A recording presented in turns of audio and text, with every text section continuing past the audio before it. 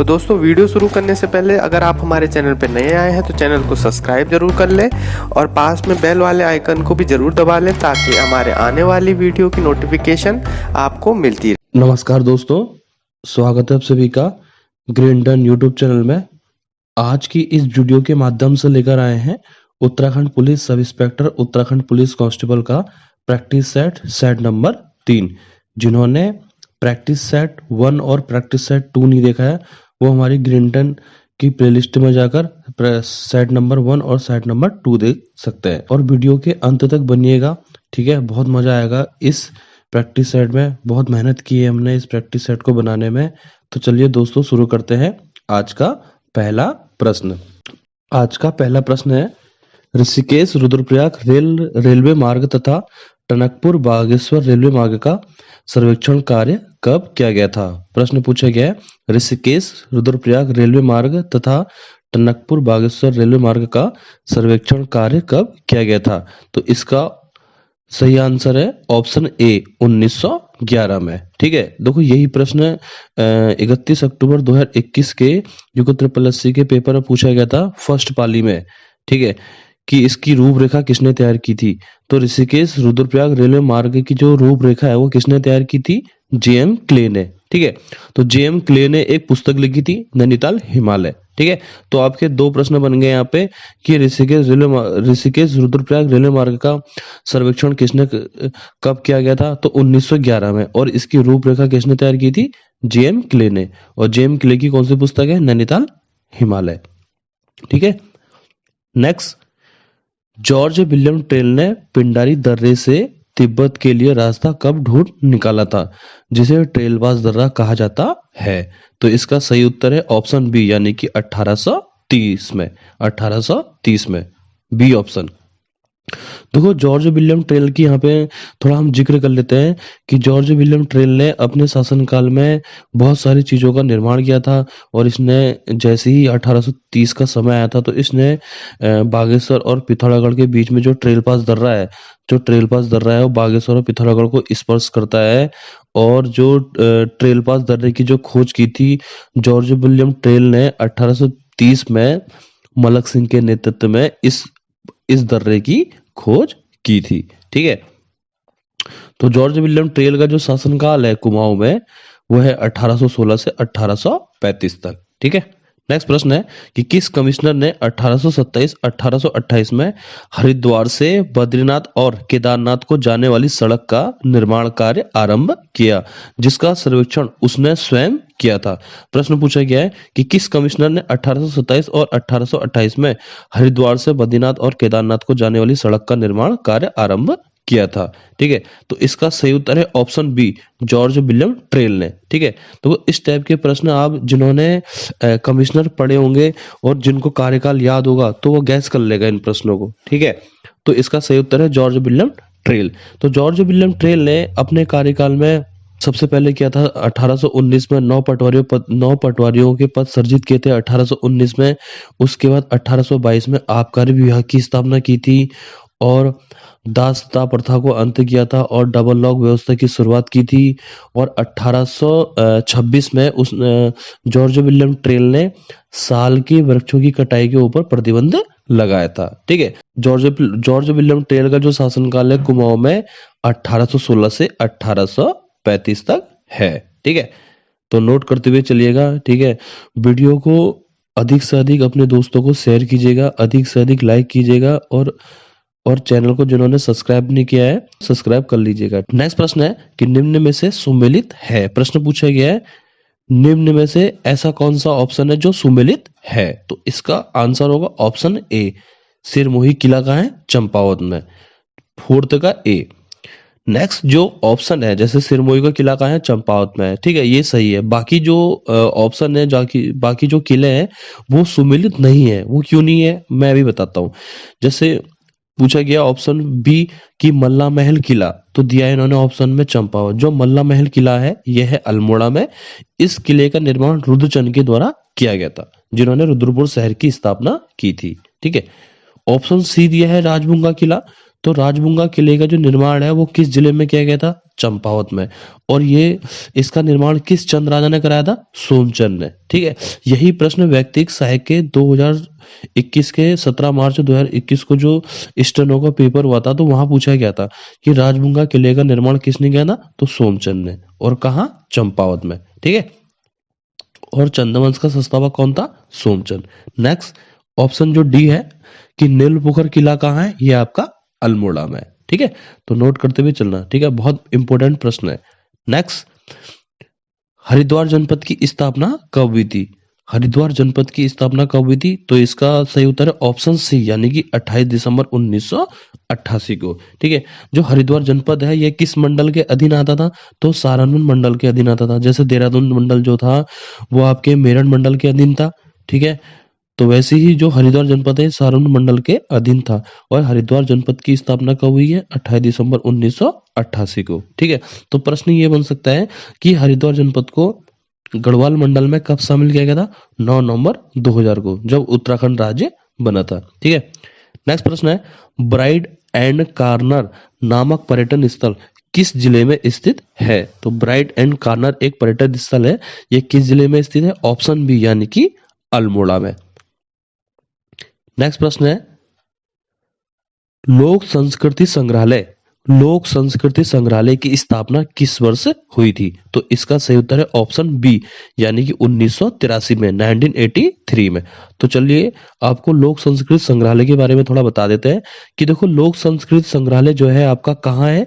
खुटानी भीमताल में है। जैसे पहले पटवारी और लेखपाल के पेपर होते थे तो वहां ये प्रश्न पूछा जाता था कि लोक संस्कृति संग्रहालय कहाँ है?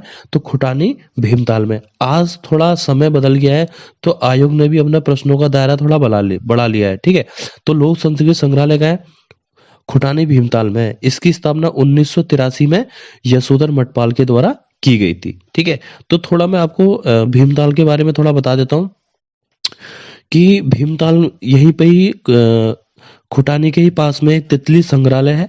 ठीक है, और एक भीमताल में एक किला है। भीमताल में एक किले का निर्माण किन्होंने कराया था? एक चंद राजा थे, त्रिलोकचंद, उन्होंने भीमताल में किले का निर्माण कराया था।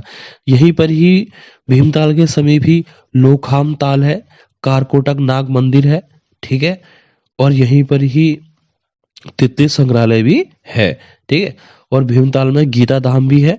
ठीक है, और भीमताल में एक प्रश्न है बहुत महत्वपूर्ण है कि विक्टोरिया बांध, उत्तराखंड में जो विक्टोरिया बांध है भीमताल के समीप है, इसका जो निर्माण किया गया था विक्टोरिया बांध का 1833 में फ्रांसिस हेनरी एनसी स्वेट के द्वारा किया गया था। ठीक है, जो बच्चे अभी इन प्रैक्टिस सेट को देख रहे हैं बहुत इंपॉर्टेंट है आने वाले पेपरों के लिए। आबकारी सिपाही, फॉरेस्ट गार्ड हो गए, पटवारी लेखपाल हो गया, Uttarakhand police sub inspector constable हो गए, फॉरेस्ट गार्ड हो गए, बंदी रक्षक हो गए और कनिष्ठ सहायक हो गए। बहुत महत्वपूर्ण प्रश्न है।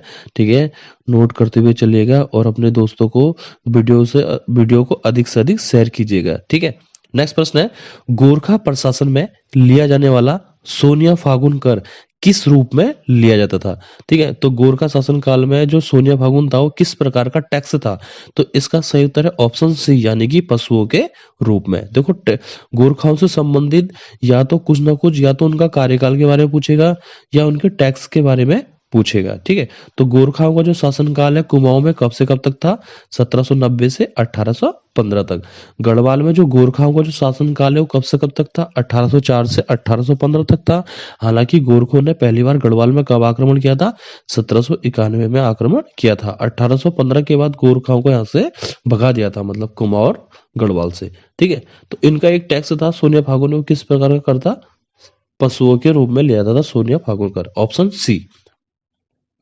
नेक्स्ट प्रश्न है, गोविंद बल्लभ पंत उच्च स्थलीय प्राणी उद्यान की स्थापना कब हुई थी? प्रश्न पूछा गया है कि गोविंद बल्लभ पंत उच्च स्थलीय प्राणी उद्यान की स्थापना कब हुई थी? तो इसका सही उत्तर है ऑप्शन सी, यानी कि 1995 में। ठीक है, तो मैं आपको बता दूं कि गोविंद बल्लभ पंत जो उच्च स्थलीय प्राणी उद्यान है ये किस जनपद में है? ये आपका है नैनीताल जनपद में। और गोविंद बल्लभ पंत उच्च स्थलीय प्राणी उद्यान किस जनपद में है? नैनीताल में तो है। और आयोग पूछेगा कि किस पहाड़ी पर है? तो शेर का ढांडा पहाड़ी पर यह उच्च स्थलीय उद्यान है। ठीक है, और गोविंद बल्लभ पंत उच्च स्थलीय प्राणी उद्यान की स्थापना कब हुई थी? 1 जून 1995 को। जिला पूछेगा तो नैनीताल, पहाड़ी पूछेगा तो शेर का टांडा पहाड़ी में इसको बसाया गया है। ठीक है। नेक्स्ट प्रश्न है, अंग्रेजों को भारत से निकाल दो पुस्तक के लेखक हैं। प्रश्न पूछा गया है, अंग्रेजों को भारत से निकाल दो पुस्तक किसकी है? तो ऑप्शन सी यानी कि भैरवदास दुलिया के द्वारा लिखी गई है। ठीक है। यहाँ पे जो ऑप्शन ए है भक्त दर्शन, तो भक्त दर्शन ने सुमन स्मृति ग्रंथ पुस्तक लिखी है, गढ़वाल की देगत विभूतियां पुस्तक लिखी है। ठीक है, तो नोट करते हुए चलिएगा। नेक्स्ट प्रश्न है, बहुत महत्वपूर्ण ये प्रश्न है, वेरी वेरी इंपोर्टेंट है कि टनकपुर को किस वर्ष अल्मोड़ा में शामिल किया गया था। प्रश्न पूछा गया। देखो इस टाइप की आयोग की अप्रोच है, तो इस तरीके से हमने प्रश्न बनाए हैं कि टनकपुर को किस वर्ष अल्मोड़ा में शामिल किया गया था। तो इसका सही उत्तर है ऑप्शन बी यानी कि 1896 1896 में। नेक्स्ट प्रश्न है, जूरा पानी किसका प्राचीन नाम है? जूरा पानी किसका प्राचीन नाम है? तो इसका सही उत्तर है ऑप्शन डी यानी कि मंसूरी का। ठीक है, तो मंसूरी का प्राचीन नाम क्या है? जूरा पानी। थोड़ा यहाँ पे ऑप्शन के बारे में थोड़ा देख लेते हैं। ऑप्शन ए दिया है जैसे मुंशियारी, तो मुंशियारी का प्राचीन नाम क्या है? तिकसेन। ऑप्शन बी दिया है उत्तरकाशी, तो उत्तरकाशी को प्राचीन काल में बाड़ाहाट या सौम्य काशी कहते थे। और ऑप्शन सी दिया है त्यूणी, तो त्यूणी जो है देहरादून जनपद के अंतर्गत आता है। ठीक है, तो त्यूणी का जो प्राचीन नाम है क्या है? गुदिया खाटाल है। और त्यूणी में दो नदियों का संगम होता है, एक है आपका टॉन्स और एक है आपका पावर। ठीक है, अगर विकासनगर पूछेगा तो चुंडपुर, विकासनगर का प्राचीन नाम क्या है? चुंडपुर है। कालसी का प्राचीन नाम क्या है? तलकुट या कालकुट है। ठीक है। नेक्स्ट प्रश्न है कि सर्वप्रथम किस पवार शासक ने दापा तिब्बत पर आक्रमण किया था? ठीक है, तो वेरी वेरी इंपोर्टेंट है। इससे पहले जो टनकपुर को किस वर्ष अल्मोड़ा में शामिल किया गया था? 1896 में।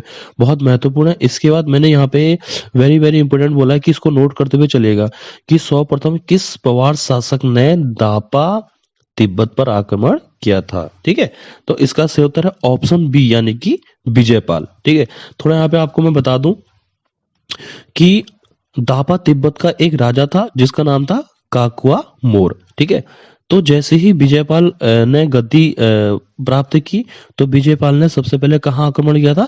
दापा तिब्बत पर। उस समय दापा तिब्बत का राजा कौन था? काकुआ मोर हुआ करता था।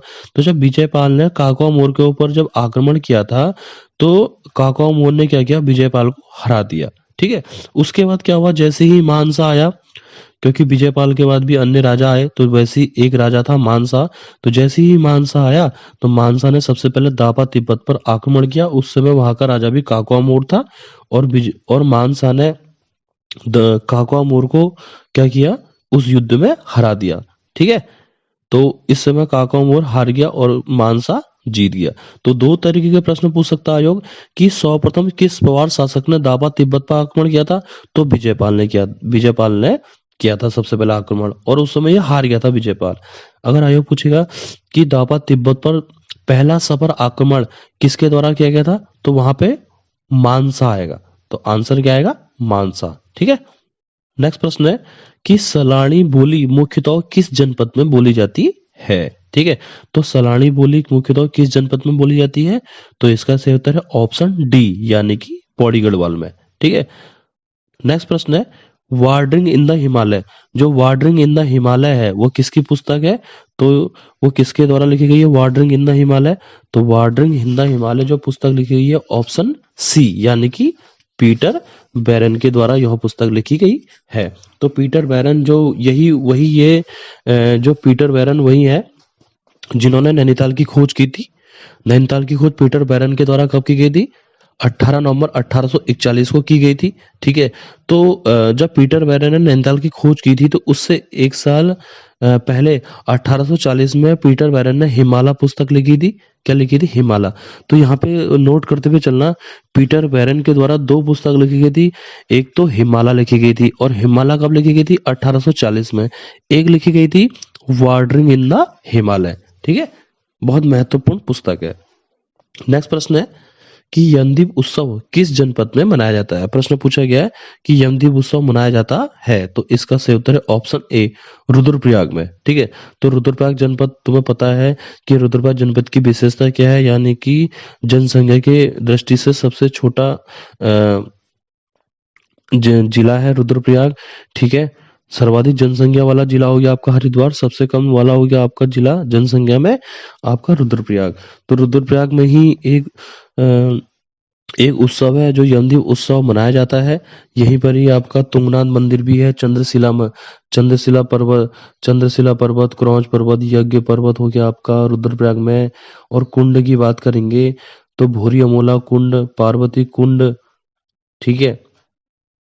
और यहाँ पे ताल भी है रुद्रप्रयाग जनपद के, तोली ताल, बरदानी ताल, पैया ताल, ठीक है, देवरिया ताल, बहुत इंपोर्टेंट है ये रुद्रप्रयाग जनपद के ना। नेक्स्ट प्रश्न है कि हाट का नौला राज्य में कहाँ स्थित है? तो इसका सही उत्तर है ऑप्शन सी यानी कि डीडी हाट में।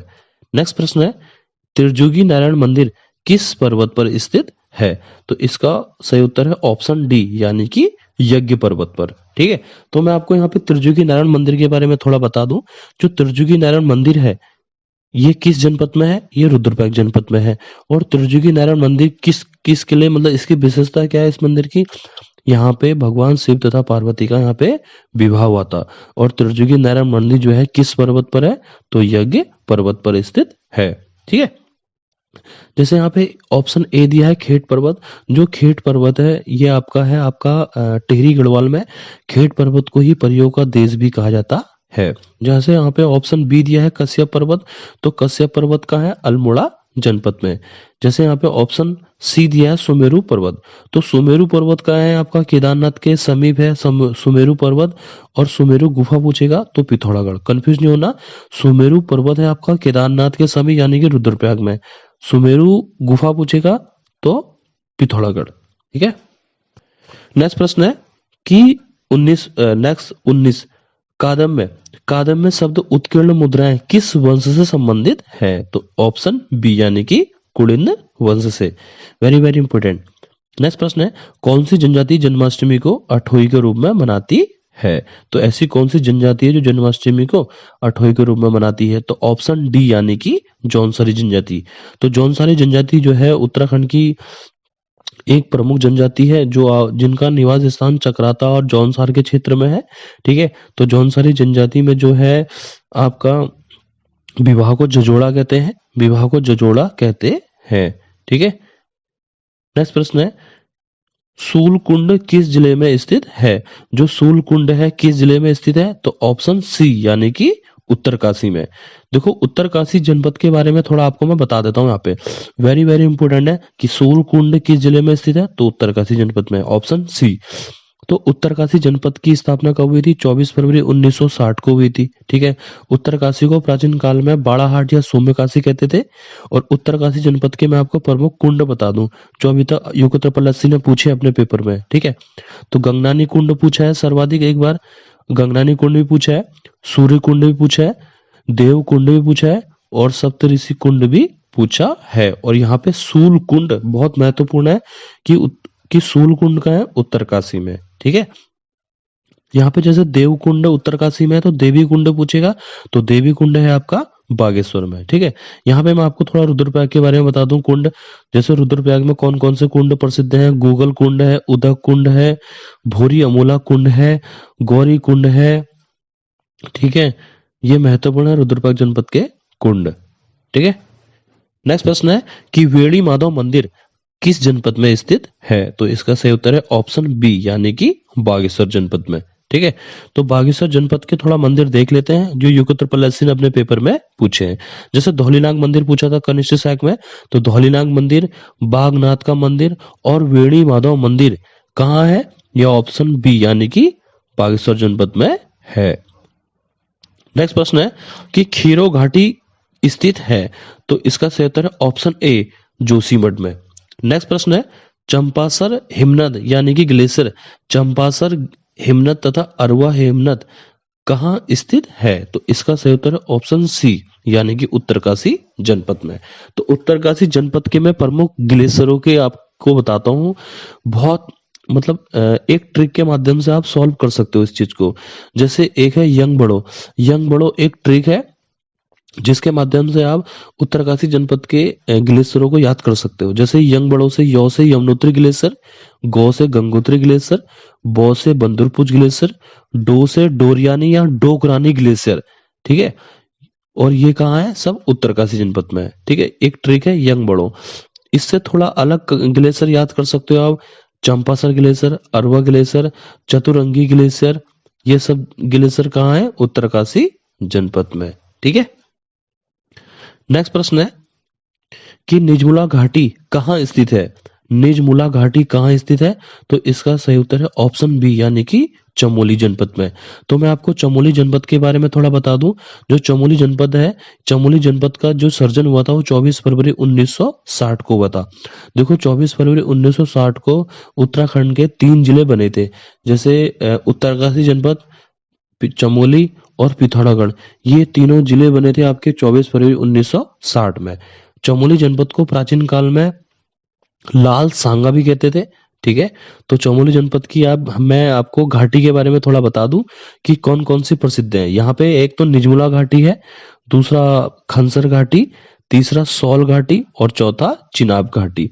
ये तीनों की चार, मतलब चार जो घाटी है, ये चार की चार घाटी का है चमोली जनपद में है। निर्मला घाटी, खंजर घाटी, सौल घाटी और चिनाब घाटी, ये चारों घाटी कहाँ है, चमोली जनपद में। ठीक है, जैसा आयोग पूछेगा कि उत्तराखंड में नेलांग घाटी का है, तो नेलांग घाटी का है आपका उत्तरकाशी जनपद में है।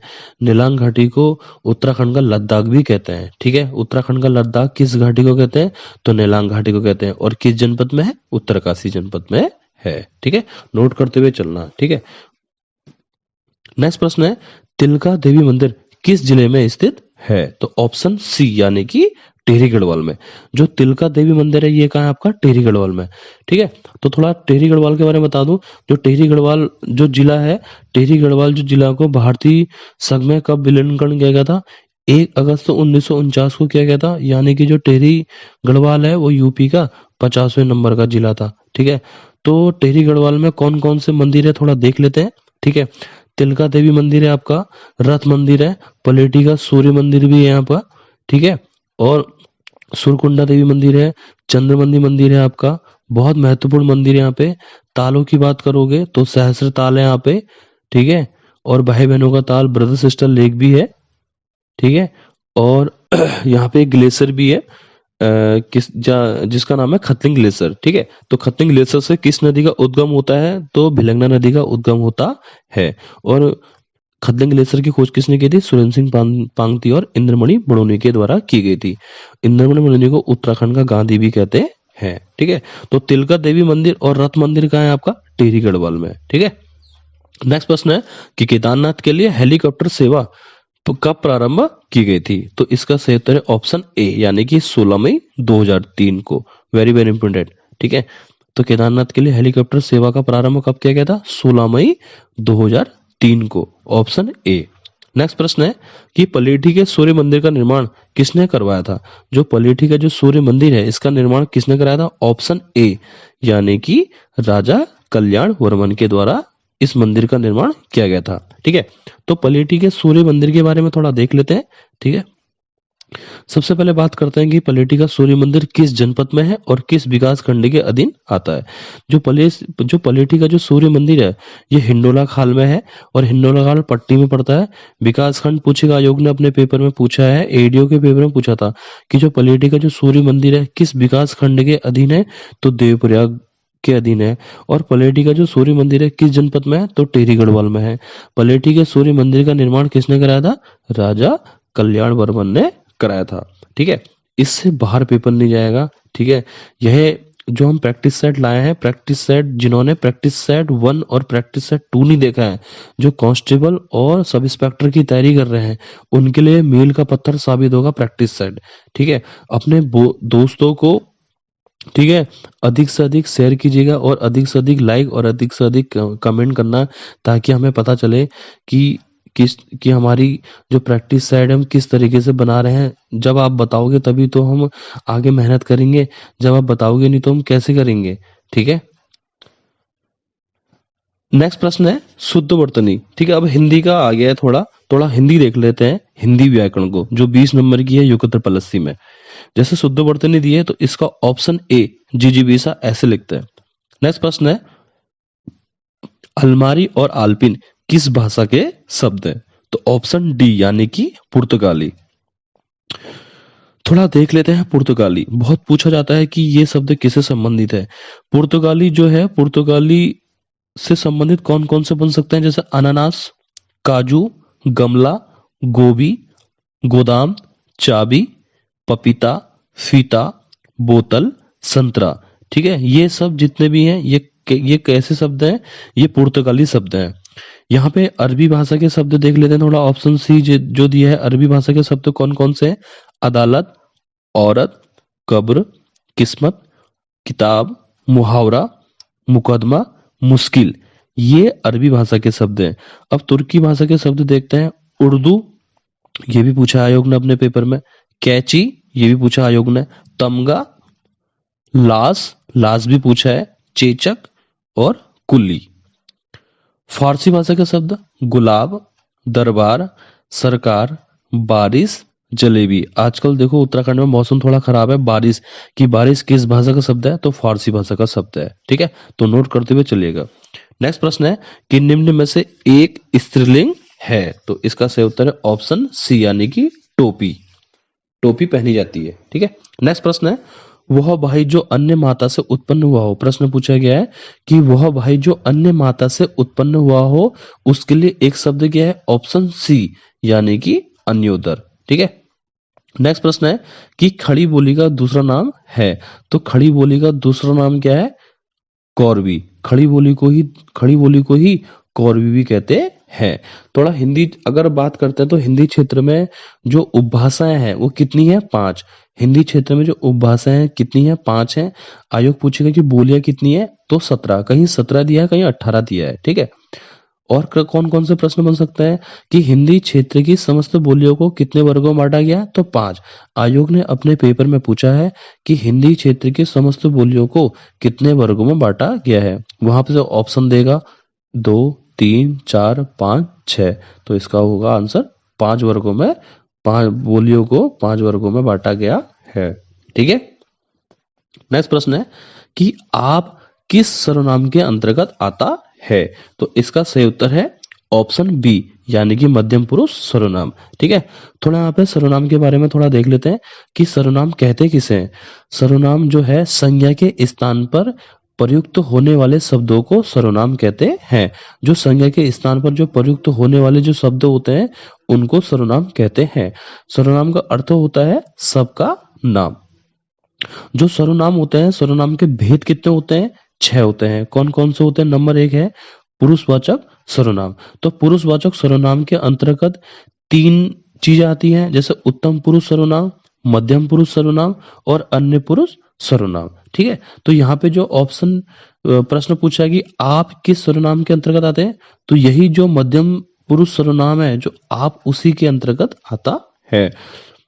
दूसरा सर्वनाम है निश्चयवाचक सर्वनाम, तीसरा है अनिश्चयवाचक सर्वनाम, चौथा है संबंधवाचक सर्वनाम, पांचवा है प्रश्नवाचक सर्वनाम और 6 है निजवाचक सर्वनाम। ठीक है, नोट करते हुए चलिएगा। नेक्स्ट प्रश्न है कि महर्षि में कौन सी संधि है, तो इसका सही उत्तर है ऑप्शन बी यानी कि स्वर। ठीक है, थोड़ा यहाँ पे संधि के बारे में देख लेते हैं। संधि कितने प्रकार की होती है, संधि 3 प्रकार की होती है, स्वर संधि, व्यंजन संधि और विसर्ग संधि। स्वर संधि के भेद कितने होते हैं, आयोग ने पूछा अपने पेपर में।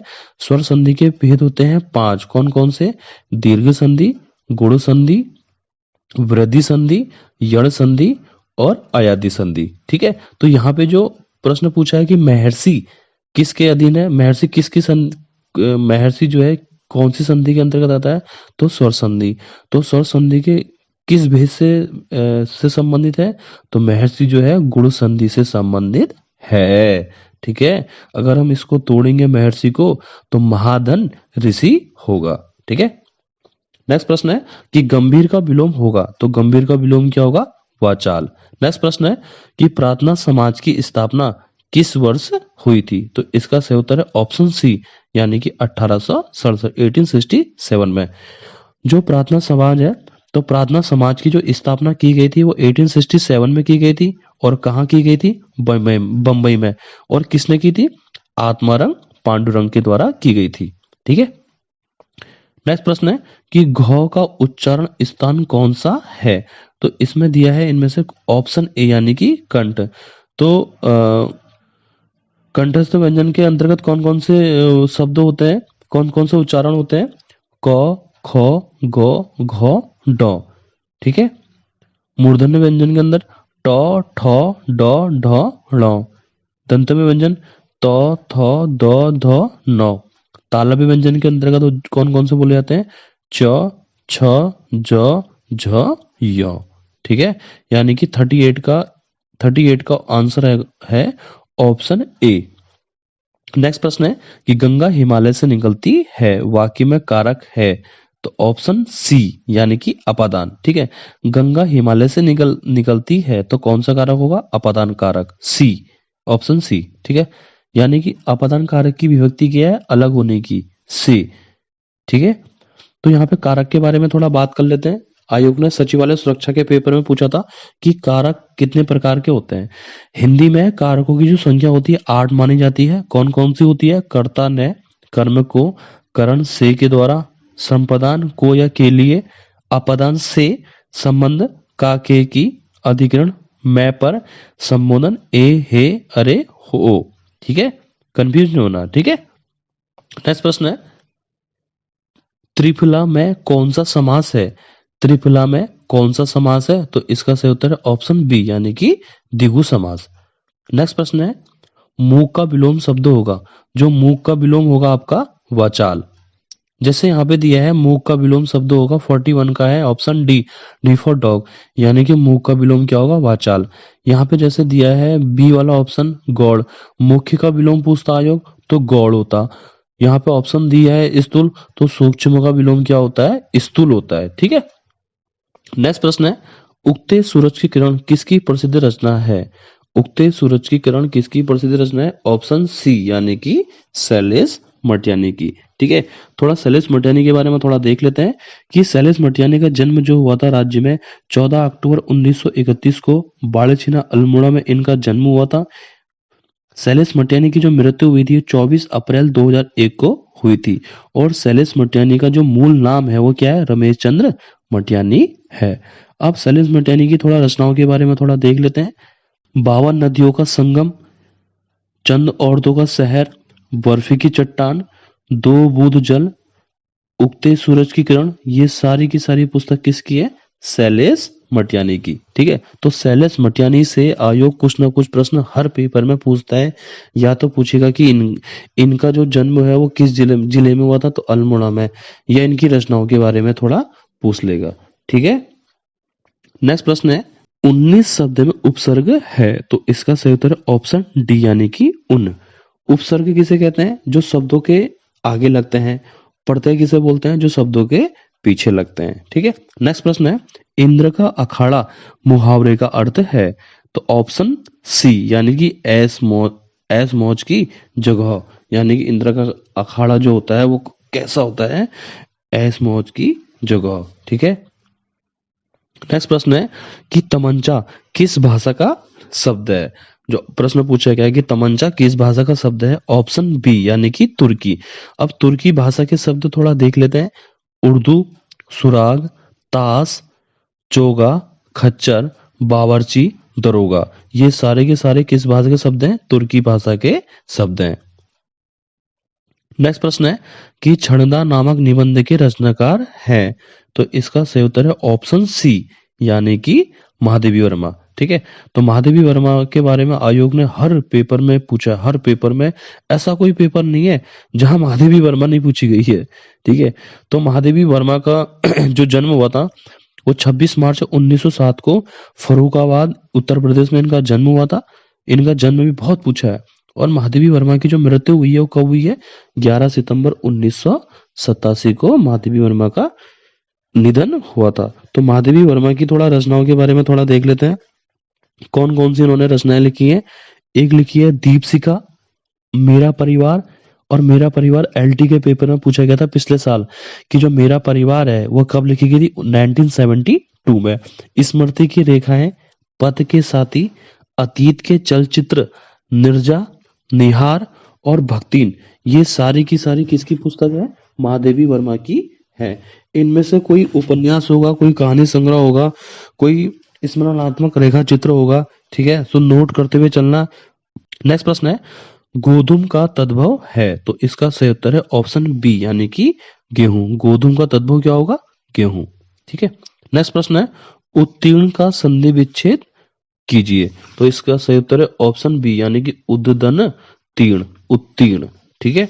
नेक्स्ट प्रश्न है, पुदीना व प्याज किस भाषा के शब्द हैं? जो पुदीना व प्याज किस भाषा के शब्द हैं? तो इसका सही उत्तर है ऑप्शन ए यानी कि फारसी भाषा के शब्द हैं। ठीक है, थोड़ा फारसी भाषा के शब्द मैं आपको बता दूं। पुदीना हो गया आपका, प्याज हो गया, गुलाब, दरबार, सरकार, बारिश और जलेबी, ये सब फारसी भाषा के शब्द हैं। नेक्स्ट प्रश्न है, परिवर्तन किसकी रचना है?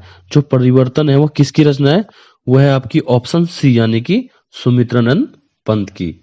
ठीक है, तो सुमित्रानंद पंत के बारे में थोड़ा देख लेते हैं। तो सुमित्रानंद पंत का जो जन्म हुआ था वो 20 मई 1900 में अल्मोड़ा में इनका जन्म हुआ था। इनकी मृत्यु कब हुई थी सुमित्रानंद पंत की? 28 दिसंबर 1977 को इनकी मृत्यु हुई थी, यानी कि इनका निधन हुआ था। ठीक है, इनकी रचनाओं के बारे में थोड़ा देख लेते हैं। इनकी रचनाएं कौन कौन सी थी? चिदम्बरा, जिनके लिए इनको ज्ञानपीठ पुरस्कार दिया गया था 1967 में। वीणा, पल्लव, गुंजन, लोकायतन और कला और बूढ़ा चांद। ठीक है, वेरी वेरी इंपोर्टेंट है कि कला और बूढ़ा चांद किसकी रचना है? तो सुमित्रानंद पंत की है। ठीक है। नेक्स्ट प्रश्न है, दीप्त ज्वालेश्वरी सिद्धपीठ किस जिले में स्थित है? तो ऑप्शन ए यानी कि पौड़ी गढ़वाल में। नेक्स्ट प्रश्न है, कौन सा शासक मौलाराम से चित्रकला सीखने टिहरी से श्रीनगर जाता था? तो इसका सही उत्तर है ऑप्शन बी यानी कि प्रीतम शाह। ठीक है, यहाँ पे नरेंद्र शाह के बारे में थोड़ा बता दूं आपको। नरेंद्र शाह का जो कार्यकाल था टिहरी रियासत में 1913 से 1946 के बीच में था। हालांकि ये गद्दी में 1919 में बैठा था। ठीक है, तो नरेंद्र शाह ने अपने शासनकाल में बहुत सारे काम किए थे। जैसे टिहरी में प्रथम जनगणना हुई थी इनके शासनकाल में। ठीक है, और रेड क्रॉस सोसाइटी की स्थापना हुई थी 1934 में। हुजूर कोर्ट की स्थापना हुई थी इनके शासनकाल में। तिराड़ी कांड भी हुआ था और सिरदेव सुमन की मृत्यु भी इन्हीं के शासनकाल में हुई थी। ठीक है, फिर यहाँ पे कीर्ति शाह है। तो कीर्ति शाह का जो शासनकाल है वो कब तक चला था? वो 1886 से 1913 तक इनका शासनकाल था। ठीक है, कीर्ति शाह ने कीर्ति नगर की स्थापना की थी 1896 में। ठीक है, जो अलकनंदा नदी के तट पर स्थित है, कहाँ? टिहरी गढ़वाल में। ठीक है। नेक्स्ट प्रश्न है, गोरखा आक्रमण के बाद प्रद्युमन शाह ने किस गुज्जर राजा को अपना सिंहासन और आभूषण बेचकर सैन्य सहायता प्राप्त की थी? तो इसका सही उत्तर है ऑप्शन डी यानी कि राजा रामदयाल। ठीक है। नेक्स्ट प्रश्न है, पांडवानी किस राज्य का लोकगीत है? तो ऑप्शन डी यानी कि छत्तीसगढ़ का। नेक्स्ट प्रश्न है, हिंडीमा पर्वत कहाँ स्थित है? तो हिंडीमा पर्वत का है ऑप्शन सी यानी कि भीमताल में। तो भीमताल के बारे में ही, भीमताल के समीप क्या है? गीता धाम भी है। कुमाऊं का सबसे बड़ा ताल है भीमताल। कुमाऊं का सबसे गहरा ताल पूछेगा यो तो नकुचिया ताल। ठीक है। नेक्स्ट प्रश्न है कि किस स्थान का आलू गंधरायणी व जम्बू नाम से प्रसिद्ध है? तो मुनस्यारी, जो मुनस्यारी आपका ये पिथौरागढ़ जनपद में पड़ता है। नेक्स्ट प्रश्न है, भारतीय राष्ट्रीय कांग्रेस की स्थापना के समय कुमाऊं कमिश्नर कौन थे? तो इसका सही उत्तर है ऑप्शन सी यानी कि H.G. रॉस। ठीक है, तो यहाँ पे भारतीय राष्ट्रीय कांग्रेस की बात हुई है, थोड़ा इसमें प्रकाश डाल देते हैं। भारतीय राष्ट्रीय कांग्रेस की जो स्थापना हुई थी वह हुई थी आपकी 28 दिसंबर 1885 को लाल डफरिन के शासनकाल में। ठीक है, 1885 में पहला सम्मेलन हुआ था, फिर 1886 में दूसरा सम्मेलन हुआ था। ठीक है, तो उत्तराखंड के ऐसे कौन से व्यक्ति थे जिन्होंने कलकत्ता अधिवेशन में भाग लिया था? तो ज्वालादत्त जोशी ने। एक प्रश्न ये बन सकता है। ठीक है, तो यहाँ प्रश्न पूछा गया है कि इस समय कुमाऊं कमिश्नर कौन थे? H.G. रॉस, यानी कि 1885 की बात चल रहे थे।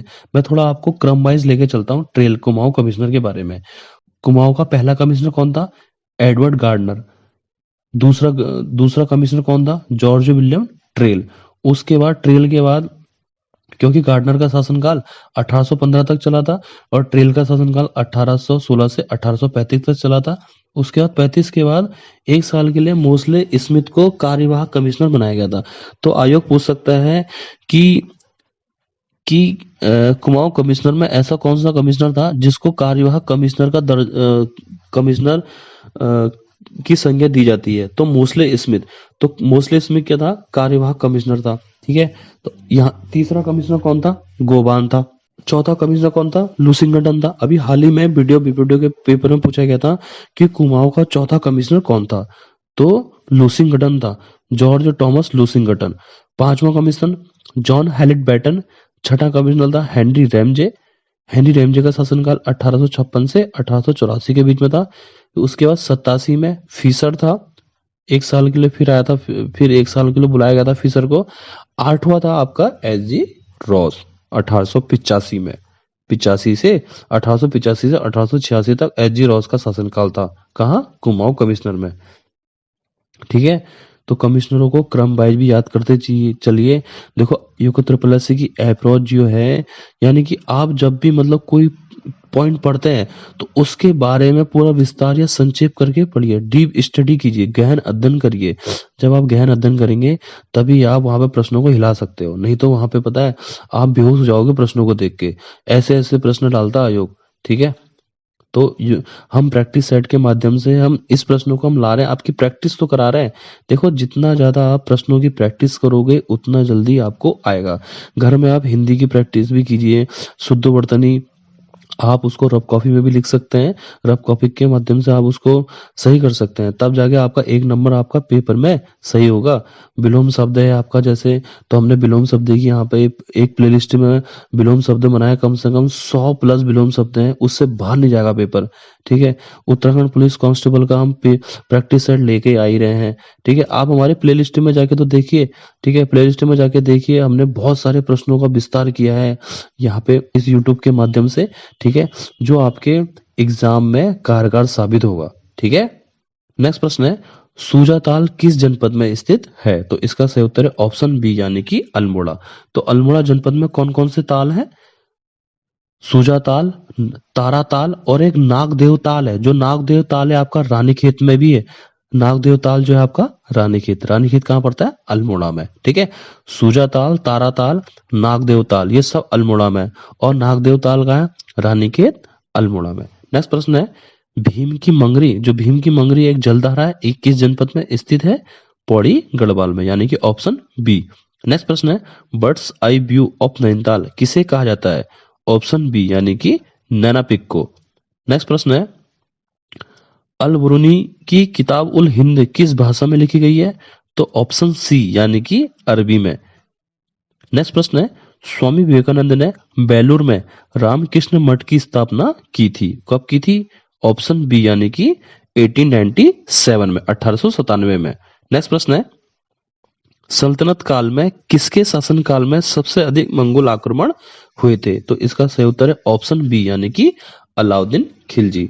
तो अलाउद्दीन खिलजी ने, ये अलाउद्दीन खिलजी वही अलाउद्दीन खिलजी है जिसने भूमि की पैमाइश करवाई थी सर्वप्रथम, और 1000 खंबा महल का निर्माण किया था। ठीक है। बहुत सारे चीजों का भी निर्माण किया था अलाउद्दीन खिलजी ने। ठीक है। नेक्स्ट प्रश्न है, शाहनामा ग्रंथ के लेखक थे? तो ऑप्शन ए यानी कि फिरदौसी। शाहनामा के लेखक कौन थे? फिरदौसी। नेक्स्ट प्रश्न है, अकबर ने दीन ए इलाही किस वर्ष आरंभ किया था? तो इसका सही उत्तर है ऑप्शन सी यानी कि 1582 में।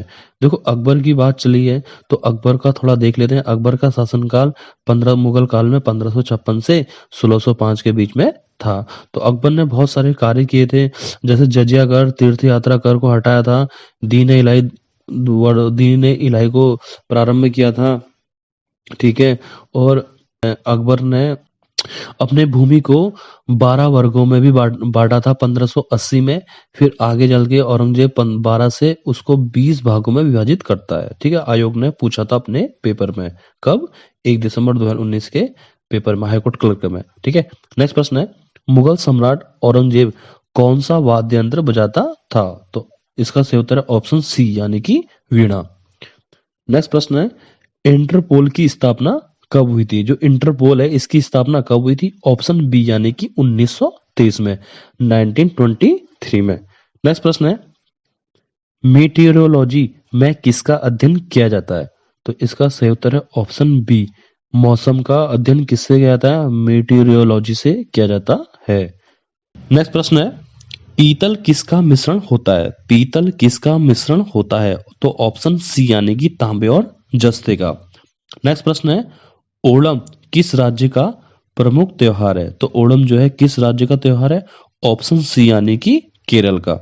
नेक्स्ट प्रश्न है, सर्वोच्च न्यायालय के प्रथम मुख्य न्यायाधीश कौन थे? जो सर्वोच्च न्यायालय है तो उसके प्रथम मुख्य न्यायाधीश कौन थे? हीरालाल जे कानिया। जो नेक्स्ट जो प्रश्न है इसको वेरी वेरी इंपोर्टेंट कर देना, बहुत महत्वपूर्ण प्रश्न है, ठीक है, कि मिट्टी के बर्तन बनाने वाले कुंभकारों को उत्तराखंड में क्या कहा जाता है? देखो इस टाइप के प्रश्न है, इस टाइप की जो शब्दावली है ये यूके ट्रिपल एससी में पूछी जाती है, ठीक है। जो मिट्टी के जो बर्तन होते हैं ना, जो मिट्टी के बर्तन बनाने वालों को, कुंभकारों को उत्तराखंड में क्या कहा जाता है? तो ऑप्शन बी यानी कि पंजे। वेरी वेरी इंपोर्टेंट है, ठीक है। नेक्स्ट प्रश्न है, अंतरिक्ष यात्री कल्पना चावला भारत के किस राज्य के मूल निवासी थी? तो ऑप्शन सी यानी कि हरियाणा। जो कल्पना चावला थी वो भारत के किस राज्य से संबंधित है? हरियाणा से। नेक्स्ट प्रश्न है, प्रकाश का रंग किसके द्वारा निश्चित होता है? तो प्रकाश का जो रंग है किसके द्वारा निश्चित होता है? ऑप्शन ए, तरंग दैर्ध्य के द्वारा। नेक्स्ट प्रश्न है, उच्च न्यायालय का गठन किस अनुच्छेद के आधार पर किया गया था? तो ऑप्शन सी यानी कि अनुच्छेद 214 के तहत उच्च न्यायालय की स्थापना की गई थी। तो उत्तराखंड उच्च न्यायालय है, तो उत्तराखंड उच्च न्यायालय की जो स्थापना हुई थी वो 9 नवंबर 2000 को हुई थी। और उत्तराखंड उच्च न्यायालय कहाँ है? वो नैनीताल जनपद में है। और उच्च न्यायालय का जो गठन है वो किस अनुच्छेद के तहत किया गया था? अनुच्छेद 214 के तहत। नेक्स्ट प्रश्न है, उल्टा झंडा किसका प्रतीक है? तो उल्टा झंडा किसका प्रतीक है? राष्ट्रीय विविधता का, ऑप्शन डी। नेक्स्ट प्रश्न है, मोसाद किस देश की गुप्तचर संस्था है? तो इसका सही उत्तर है ऑप्शन ए, इजराइल। गुप्तचर संस्था होती है जैसे मोसाद है वो कहाँ की है? इजराइल की है, ठीक है। नेक्स्ट प्रश्न है, सुपर 301 क्या है? बहुत महत्वपूर्ण प्रश्न है। जो कांस्टेबल की तैयारी कर रहे हैं उनके लिए देखो इतना टफ पेपर नहीं आएगा, इजी टू मॉडरेट बनेगा पेपर, ठीक है। जैसे वीडियो का पेपर बनाया था तो वैसे ही एसआई और कांस्टेबल का बनेगा, ठीक है। कि सुपर 301 क्या है? तो ऑप्शन सी यानी कि अमेरिकी व्यापार का कानून है। अमेरिकी व्यापार का कानून क्या? सुपर 301। नेक्स्ट प्रश्न है, प्लासी का युद्ध का मैदान किस राज्य में स्थित है? तो ऑप्शन सी यानी कि पश्चिम बंगाल में, ठीक है। जो प्लासी का युद्ध हुआ था वो कब हुआ था? 1757 को हुआ था, ठीक है। और बक्सर का युद्ध कब हुआ था? 1764 में हुआ था, ठीक है। तो बक्सर का युद्ध का मैदान कहाँ है? बिहार में है। और प्लासी का युद्ध का मैदान कहाँ है? पश्चिम बंगाल में। और किस नदी के तट पर स्थित है, ठीक है। नेक्स्ट प्रश्न है कि सर्वाधिक विद्युत चालकता वाला तत्व कौन सा है? सर्वाधिक विद्युत चालकता वाला तत्व कौन सा है? ऑप्शन सी, चांदी। नेक्स्ट प्रश्न है, ताइवान देश का पुराना या प्राचीन नाम क्या है? तो ऑप्शन डी, फार्मोसा। नेक्स्ट प्रश्न, देश का प्रथम कंप्यूटर साक्षर जिला कौन सा है? ऑप्शन डी यानी कि मल्लपुरम। नेक्स्ट प्रश्न है, देखो कंप्यूटर के 5 प्रश्न आएंगे आयोग के सिलेबस में, आयोग ने दिया है, ठीक है। न एक पन्ना ऐड और कर रखा है कंप्यूटर का। तो 5 नंबर की कंप्यूटर आएगी और 10 नंबर की रीजनिंग भी आएगी। संसार का प्रथम प्रोग्राम किसे माना जाता है? तो ऑप्शन बी, लेडी अगस्टा को। नेक्स्ट प्रश्न है, पोस्ट का फुल फॉर्म क्या होगा? देखो पोस्ट की फुल फॉर्म भी इस टाइप की शब्दावली भी आती है कंप्यूटर की यूके ट्रिपल एससी में। तो पोस्ट को फुल फॉर्म क्या है? पावर ऑन सेल्फ टेस्ट, यानी कि 84 का ऑप्शन ए। नेक्स्ट प्रश्न है, कंप्यूटर मॉनिटर की डिस्प्ले का आकार मापा जाता है। जो कंप्यूटर की जो मॉनिटर की जो डिस्प्ले होती है ना उसको किससे मापा जाता है? यहां प्रश्न ये पूछा गया है। तो ऑप्शन बी, डायगोनली के द्वारा, डायगोनली के द्वारा। नेक्स्ट प्रश्न है, पहली कंप्यूटर भाषा कौन सी विकसित की गई थी? तो option C, Fortran. UK triple SC का वेरी वेरी स्पेशल प्रश्न है कंप्यूटर का कि पहली कंप्यूटर भाषा कौन सी थी, कौन सी विकसित की गई थी? Option C, Fortran. नेक्स्ट प्रश्न है, कंप्यूटर प्रणाली के लिए विस्तार क्षमता प्रदान करते हैं? ऑप्शन बी यानी कि स्लॉट्स। नेक्स्ट प्रश्न है, कंप्यूटर अपनी शक्ति प्रदान करता है? तो ऑप्शन डी सभी हैं ये, अपनी गति से, शुद्धता से, स्मृति से, यानी कि उपरोक्त सभी से। ठीक है। नेक्स्ट प्रश्न है, 10 लाख बाइट्स लगभग होती है, तो 10 लाख बाइट्स कितनी होती है? ऑप्शन सी यानी कि मेगाबाइट। अब थोड़ा रीजनिंग के थोड़ा सवाल देख लेते हैं, क्योंकि आयोग में 10 नंबर की रीजनिंग जरूर आती है। ठीक है। कुर्सी का संबंध फर्नीचर से है, तो थाली का संबंध किससे होगा? तो बर्तन से, यानी कि डी ऑप्शन, 90 का डी। नेक्स्ट प्रश्न है, कंकाल का संबंध शरीर से है, तो व्याकरण का संबंध किससे होगा? तो भाषा से होगा, ऑप्शन ए। नेक्स्ट प्रश्न है, नारियल का संबंध तेल से है, तो फल का संबंध किससे होगा? तो जूस से होगा। ठीक है। नेक्स्ट प्रश्न, कौन मानव शरीर की जीवन रेखा है? तो ए यानी कि कार्बोहाइड्रेट। नेक्स्ट प्रश्न है, चेना एक प्रकार की कृषि है। ठीक है। चेना एक प्रकार की कृषि है जो किस देश में की जाती है? तो श्रीलंका में की जाती है। इस टाइप के शब्द भी आते हैं। नेक्स्ट प्रश्न है, गेम से संबंधित है, बिशप शब्द का संबंध किससे है? तो ऑप्शन सी यानी कि शतरंज से। रीजनिंग के सवाल हैं दो तीन, इससे पहले भी थे और ये भी हैं दो तीन। 96 का सीरीज वाला प्रश्न है, 96 का ऑप्शन बी यानी कि 22 आएगा इसका आंसर।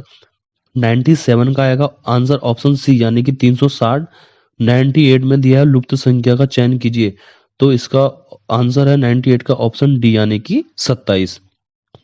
99 है करंट का सवाल है, भारत का एकमात्र राज्य है जिसकी राजभाषा नेपाली है, तो इसका सही उत्तर है ऑप्शन सी यानी कि सिक्किम। सिक्किम जो राज्य है, इस सिक्किम की राजधानी क्या है? गंगटोक है। सिक्किम राज्य भारत के 36वें संविधान संशोधन 1975 को बनाया गया था। ठीक है। और सिक्किम राज्य की राजभाषा क्या है? नेपाली है। ठीक है। नेक्स्ट प्रश्न है, एक परिवार एक नौकरी योजना का शुभारंभ किस राज्य में किया गया था? ऑप्शन सी यानी कि सिक्किम। 100 का सी है सिक्किम। ठीक है। तो चलिए दोस्तों, आज के लिए इतना ही। जय हिंद, जय भारत।